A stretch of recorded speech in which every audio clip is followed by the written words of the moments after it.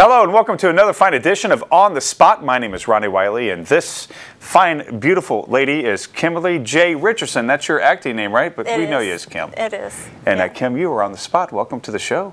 Thank you. Thank you for having me. Great, great. I'm very excited to have you on the show because as we know, as you've heard, that there's going to be a movie filmed again in Connersville next month. And so you're here to promote that and also talk about what got you into acting. You're an actress, a full-time actress. Did you ever think that you would hear that behind your name? Kimberly J. Richardson, actress. No, especially not award-winning actress. Well, that's true. I forgot to add that. Award-winning actress Kimberly J. Richardson. You know that you're going to take up a whole card. I still have to pinch myself sometimes. Yes, that's awesome. You know, and I tell you, we went to church a few years ago, kind of lost contact again, got reunited with 7 Deadly Words. Right. And if I understand, that was your first movie? It was, and that was 3 years ago. Yes. And it was really a God situation, the way that started.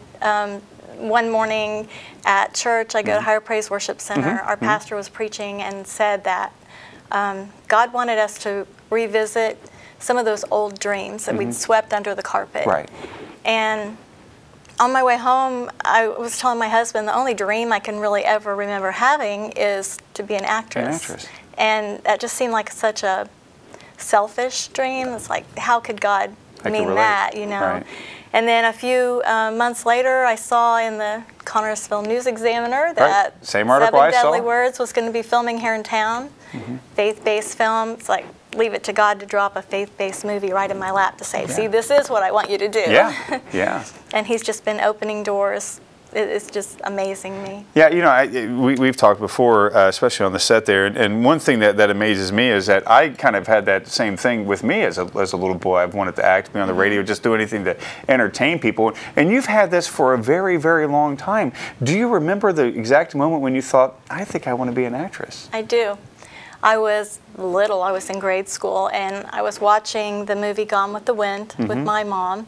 And I can remember really studying Vivien Leigh as she portrayed Scarlett. Right. And I realized that she was acting. Right. I was so caught up in what she was doing as an actress that I kind of lost the story of the film. Right. And after that, I never watched another movie the same. And you know, when I was watching it, I just thought, you know, I could do that. Right. But you know, what little girl doesn't dream of being an actress? Right, right. So, little girl dream of being a very, very successful award-winning actress, and here you are now being that. And so you know, again, from those days of watching Vivien Leigh, and you said something very profound to me because I do that too. You know, I watch movies differently than probably people do. I watch it for the acting. I watch it for the writing. You know, I watch to just the little things because it's got to look natural. Right. If it looks like it's acting, then they're not doing their job right. If it looks like anybody can do it, then we're doing our job right as actors. We just play pretend. That's all it is. So your first time doing the movie, fast forward to 2012, was on the set of 7 Deadly Words. Great fun we had on this set. It was great. You know, it's funny. One of the scenes that we were filming in there when Linda Ward, who played Beulah, was shooting you that dirty look, and it was from behind you to look at Linda.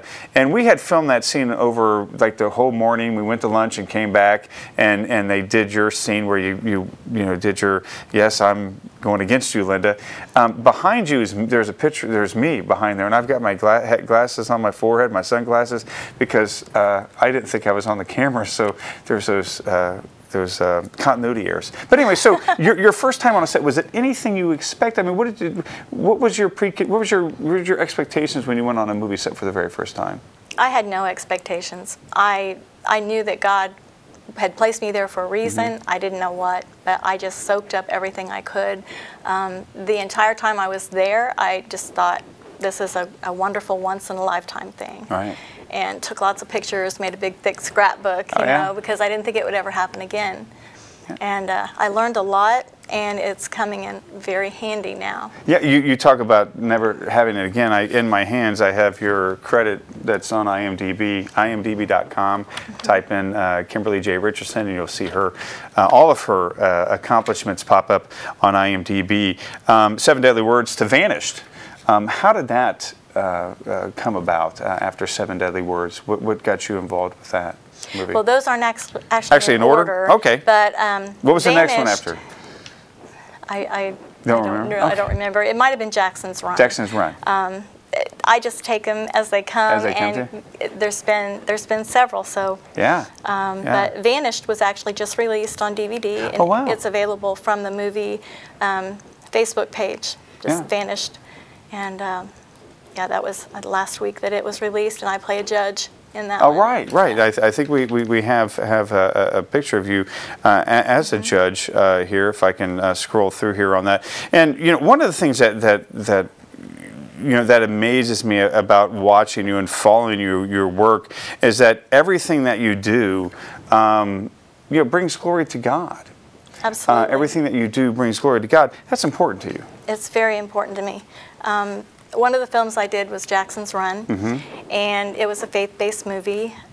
It had a premiere in the Los Angeles area at the Pan Pacific Film Festival, and I had the opportunity to be interviewed on the red carpet out there. Is that the one? There we go. Here's a couple photographs of you on the red carpet. And I was actually able to work on the staff of a Hollywood producer while I was out there. But when I was interviewed on the red carpet, I was asked if God was really important in my acting.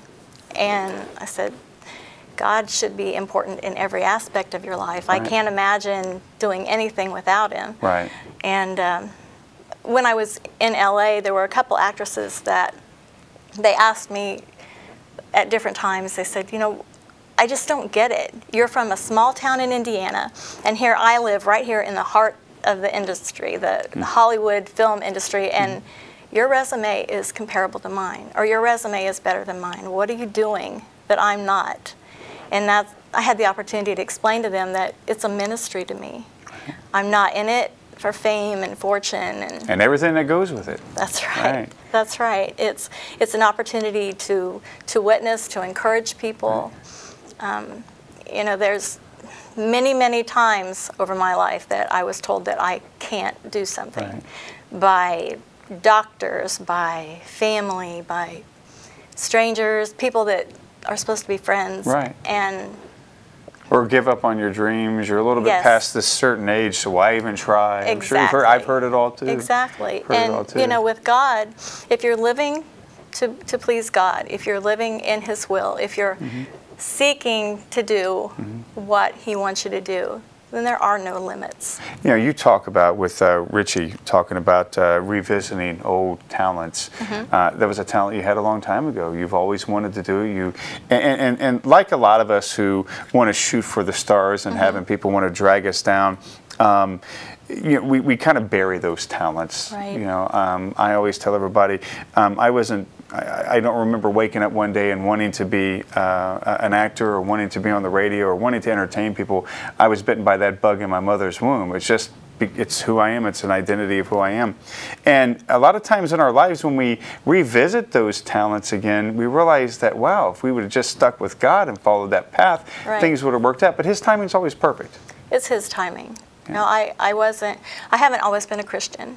I haven't always followed God. And I can see where if I was in acting in theater in high school, and then I did some modeling when I was in my 20s. But if I had... You're not in your 20s anymore? No, it's been a few years ago. Just a couple. I hear you. But if I had been as successful in film back then, then it wouldn't be glorifying to God. Right. Exactly. And He is the one that's opening these doors. There's no way that I could have had... got in touch with a Hollywood producer and say, hey, I want to work for you at this film festival. It was a God-opened door, and I recognize that, and I recognize that every ability that He's giving me is from Him. So all glory goes to God. Absolutely. I'm nothing without Him. You got me excited, Kim. You got me excited. So, again, you mentioned that you weren't always a Christian. There's a lot of people that may find that hard to believe. Knowing you as I do, you just radiate. It's hard to believe that you didn't know Jesus. Tell us, you talked about Vivian Lee, watching her. I'm sure you watched her in Psycho as well, do that shower scene that scares everybody. I think it was her and Vivian Lee. I've actually never seen Psycho. Oh, you got to watch that. You got to watch that shower scene. You'll never want to take a shower again. And that just talks about acting, about the sheer, she's just pretending. And Right. so, but anyways, so you talk about, you remember that moment when you realized that maybe I want to be an actress, I can do that too. What was the moment where you thought, I need Jesus, I need to follow him?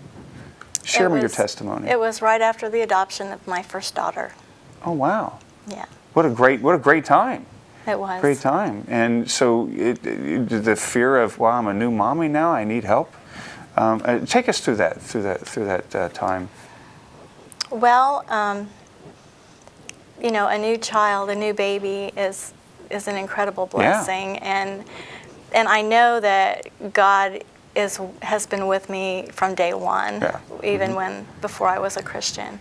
But He prepares us. He prepares our hearts, and He used my daughter Mackenzie to do that. Isn't that awesome? Yes. That's awesome. He can use anybody and anything to get you. So if you're under conviction out there, we both were in your spot before.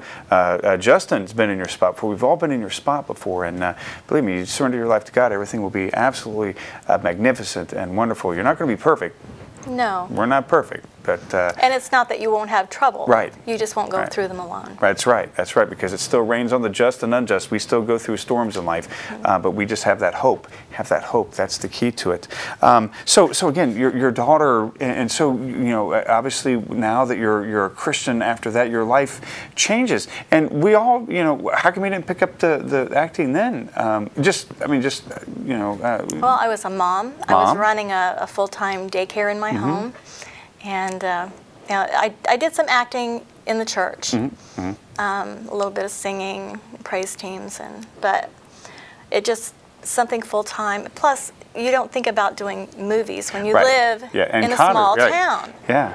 Right, So. yeah, it's like, well, I could just, and I do a lot of plays at the Richmond Civic Theater, which I always have been encouraging you to come on up and do that and join us up there. We have a lot of fun doing that. So, again, 7 Deadly Words, Vanessa Jackson's run, Acts of Contrition, which I had a small part in that as well. We didn't have any scenes together. Michael Luce, who mutual friend of ours, got us hooked up together. That Apnea, The Blue, Smoke and Mirrors, Blessed Veil. Can you tell me about these? I mean, your list is going on and on and on. A National Geographic series, How to Survive the End of the World, Old Folks Like Us, which I believe is what, a new TV show coming out? I did the pilot for that. It's not been picked up yet, but I play a grief counselor. I don't play an old person. But yeah, we got to straighten that out. I'd like to tell you a little bit about the film that we're doing in Connersville. Absolutely. We'll be filming April 15th through the 29th, and it's called Losing Breen. Yes. Breen is a 40-year-old lady who is struggling with early onset Alzheimer's disease. Wow, at 40. That's unbelievable. 40. The youngest case, I believe, was diagnosed at like 37. So it's not as common. Right, but it happens. So this film, we hope, will bring some awareness to that disease, and also show that how the family struggles with what they're going through with Breen. I play her mother. They're going to age me a little bit for that one. I've got some photos we'll share here in a second. And it's just showing how they lean on God to get through. We're still, I'm also co-producer of the film, and so we're still looking for church groups, sororities, civic organizations that might be interested in sponsoring a meal, maybe for cast and crew, or taking up a collection of like snack type foods that we can have on set and for breakfast. Because actors, we love to eat in between takes. Of course. We absolutely love to do that. Producer, you said you worked with that producer out in California, learned a lot. Is this your first producer's hat that you've worn? I've been an associate producer, but this is the first co-producer. And you're learning with Doc. So I am. Yeah. So explain to there's when we think of movies, we think of the actors and the director, and obviously the writer. Producers. I mean, when you go through an acting, you got an executive producer, and there's 35 people there. So explain to our audience what's the producer do? Well, some of the things that I've been doing. I've been lining up locations that we'll be filming in, and we'll be filming several areas here in Connersville. The people have just been so wonderful to open doors to us. We'll be filming several scenes in the hospital, and a couple churches, Alquina United Methodist Church, and First Presbyterian Church. They both opened their doors that we'll be filming inside the buildings. There's a couple houses that we're filming in, and I know I'm going to forget somebody, but there's just a lot. That's one thing that I did, was go around and ask about using the locations. I'm arranging locations for the people to stay when they're in town. That's we right. need host families, which is another way that someone could help if they would like to open their home and they have a spare bedroom. It's just the technical things that everything has to be in place before you can do it, before you can make a movie. That's the pre-production Yes. part of it. You know, I've always thought this. We have a lot of abandoned factories here in town, and when you went out to California, you saw that most of the studios look like abandoned factories. Oh, yeah. You know, I mean, They're where you film huge. movies. You know, this is going out to Parker. I think that's the EDG guy's name. Get out to California, call these people up, and see if they can't do movies here. We were little Detroit back 100 years ago, and we can be little Hollywood now. I'm telling you, you know, you do something. You got to think outside the box, people. And I'm telling you, you make a $200 million movie here in town, you know how much revenue it's going to bring into this town. Absolutely. I mean, really, I mean, think outside the box. I mean, it's time to do that. That's my little political rant here. Because I tell you, movies are fun. They employ a lot of people. It's not just the actors, it's not just director and producers. We've got caterers. I mean, on that set of Seven Deadly Words, there were so many people that were there. You know, the guy holding the boom, the person for continuity to make sure that they don't see somebody with their glasses on their head in between scenes. So there's so many people employed, and you've got to, you know, be a wrangler for all of that. That's true, and we are still looking for a few crew members too. Yeah. Well, Doc and I have talked. Actually, we talked today, as a matter of fact, and said I'm interviewing Kim. We're pretty excited, and so he says, "Well, I want you to be an extra." I was like, "Well, let me know, because I'm directing that play. I'm directing a play in Richmond." But I love to work with Doc. He's one of the most pleasant men to work for, and I've started telling my cast when we start a scene, I'll say, "At your leisure." Instead of action, he'll always say, "At your leisure." Remember that? Yeah. You know, at your leisure. So again, you've really come a far way. Here you are. Explain this picture right here, Kim. Where's this taken at? That's taken in the New York City area. It was at the film festival up there. Churches Making Movies, and I was the only actress there who had a part in 2 different films that were was showing there. Seven Deadly Words had their world premiere, and so that's Doc standing there holding his. He won the award for the best director there. Director, yes. And then that's Chris Robinson. He was the producer of Jackson's Run. Jackson's Run. Okay. It screened there as well and won the best picture. Great. You know, and I remember because I remember when I emailed you that one time, I said, "Kim, how are you getting all these parts?" Just here, connect to these people, connect the dots. You know, you're a go-getter. Again, you were raising your baby, and your kids, nobody will ever. Gosh, my babies I got a grandbaby now. That's a special time, but now that they're on their own, it's you know, now it's your time to fly. And you talk about God's perfect timing. I mean, how do you? I mean. You got to feel very blessed and special. Oh, I do. Yeah. I don't take any of it for granted. Yeah, absolutely. I mean, you got to. So here's another picture. You are at this is, I'm assuming, the Jackson Run. That's the Jackson's Run world premiere, and that was at the Louisville Palace. Oh, in Louisville. Oh, and you got to share this picture right here. This is a good man. That's a good man right there. My husband, Nate, and he has been incredible. Yeah. Very supportive. That's us on the red carpet at Churches Making Movies. You know, is he getting the bug? I mean, you know, because I always tell people that, you know, a friend of mine, Rachel Kraft, she works for Wayne Greason, who is in Seven Deadly Words. And when she started working for Wayne, I said, "Well, you're going to do plays, because everybody here in his office always does plays." "Oh, I won't do a play." She's done 10 of them. Yeah. So is Nate starting to feel the bug, like, "Hey, honey, maybe I can do an extra scene behind"? I think he enjoys watching me go through all the craziness. I don't know that he'd ever actually want to be in front of the camera. Oh, and here's the non-glamour part of acting. We got the red carpet. Talk about this picture right here. That was a film that I did in Detroit called The Invisible, and I play a homeless woman. There again, it's such a God thing, because when I was doing the film, when we were filming, I am in a scene where a friend of mine, a homeless man, is beat up. And I needed to cry uncontrollably in this scene. And God brought the tears. I mean, I cried and I cried and I cried. And after the scene, I was getting high fives from the crew. Right, yeah. And, how did you do that? You know, it's just such a, it's from God. It's a gift from God. And I'm so blessed that He enables me to do it. So you did that in one take?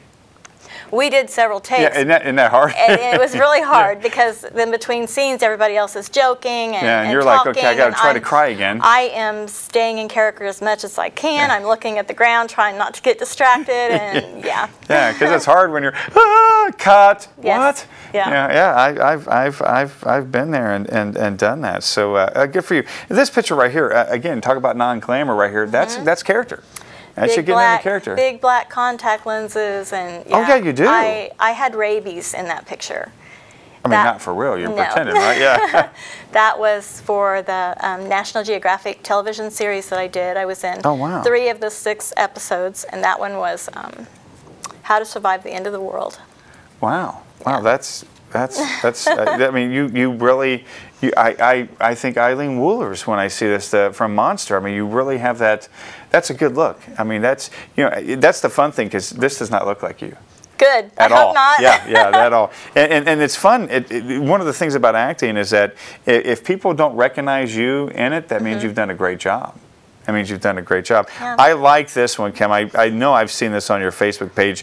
Authoritative Kim. I like it. Yeah, I play a cop in Duplicity's Kiss. Oh, yeah. Okay. We'll be filming that the week before we film Losing Green. So those are back-to-back this April. Oh, wow. So you're going to be you're producing and then getting ready for this role and another role. Yeah, yeah. Wow, I'm busy right now. woman. Yes, you are. And then you have the time to come and talk to us.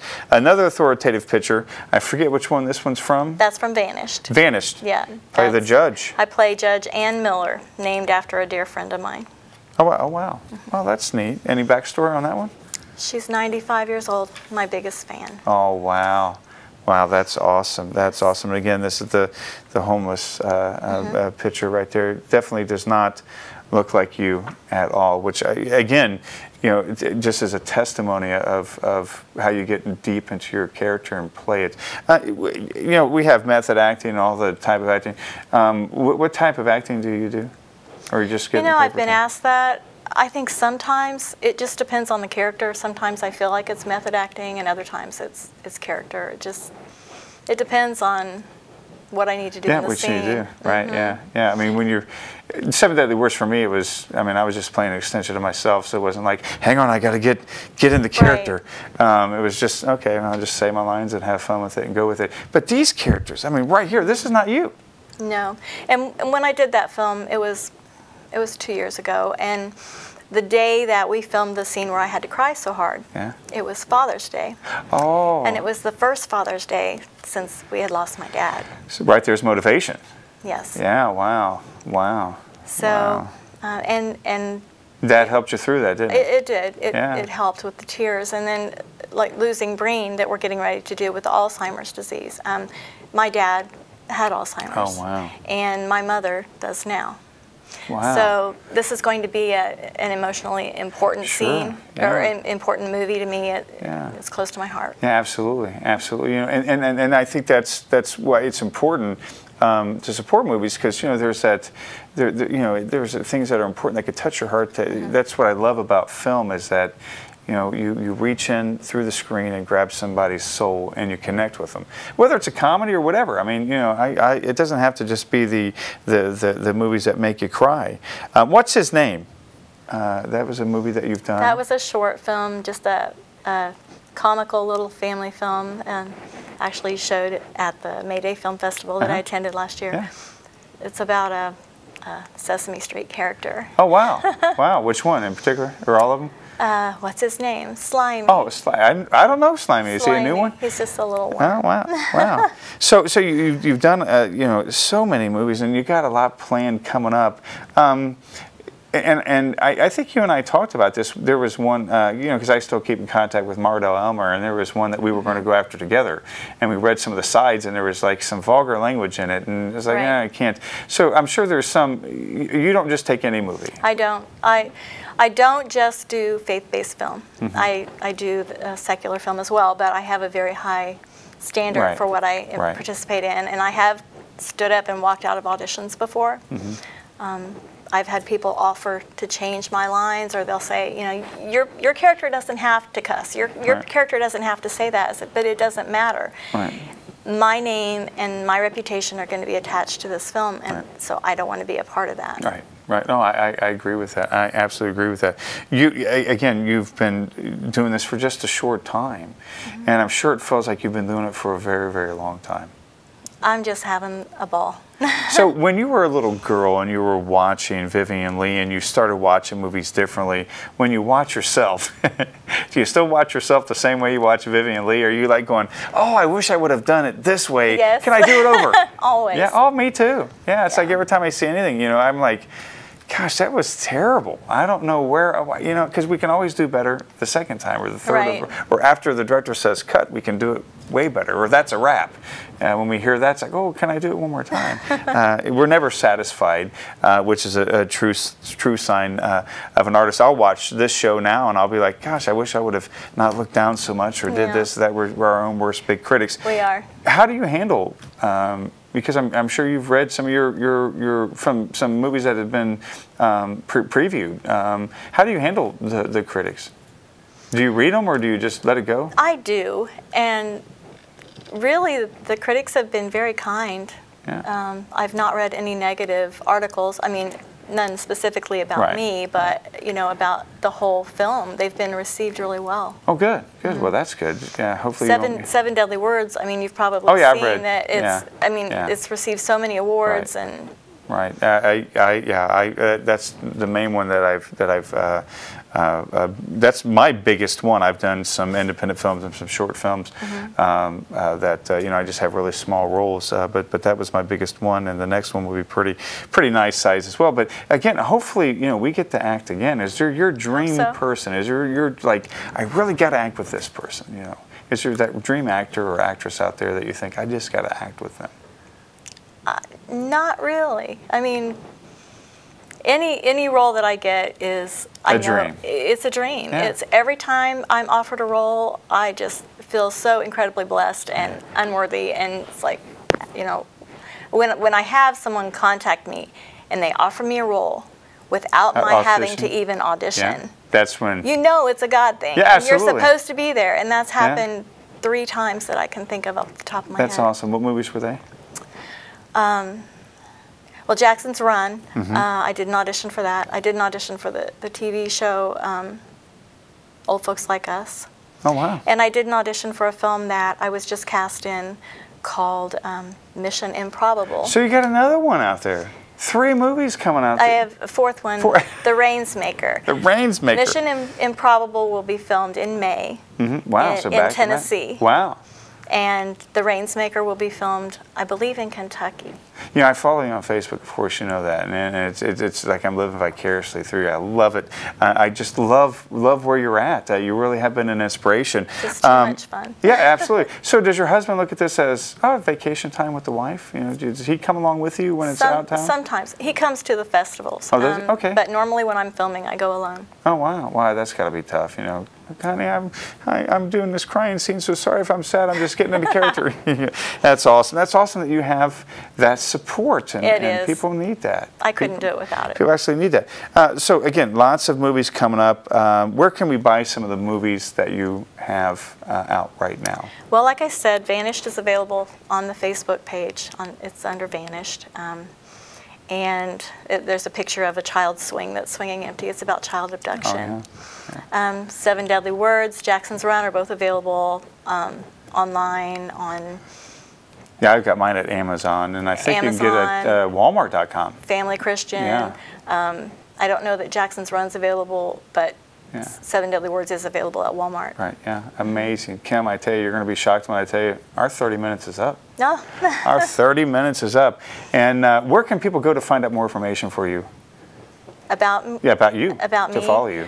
I have a Facebook page. I have an acting Facebook page, and then also the IMDb page that you mentioned earlier. Yeah, IMDb, Kimberly J. Richardson. Check her out. She's been on the spot for the past 30 minutes. I've very much enjoyed it. Hopefully next year we can come back and you got 4 or 5 more movies for us.